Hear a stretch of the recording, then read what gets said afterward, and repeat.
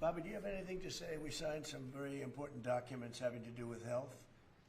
Do you have anything to say? Mr. President, a gain of function, this is an historic day, the end of gain of function research funding by the federal government and also controls by private corporations on gain of function studies. This was a kind of study that was engaged in by the United States military and intelligence agencies beginning in 1947. By 1969, the CIA said that they had reached nuclear equivalency, that they could kill the entire U.S. population for 29 cents a person.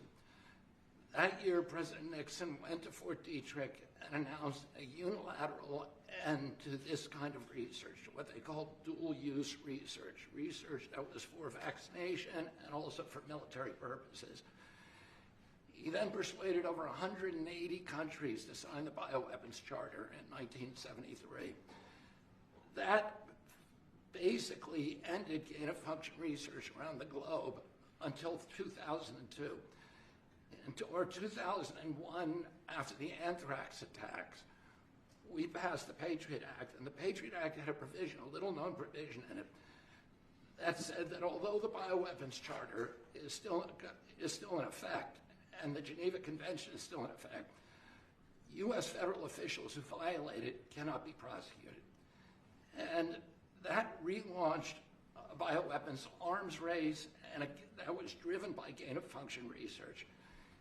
In 2014, 3 of those bugs escaped from U.S. labs, and President Obama declared a moratorium on future use, and instead a lot of that research was moved offshore to the Wuhan lab. And it launched bioweapons arms race all around the country, all around the world, so that China's engaged in it, developing all kinds of weapons using AI and CRISPR technologies that are really devastating. Russia is deeply engaged in it, Iran and many other countries. It's a kind of weapon that always has blowback. There's always bad news.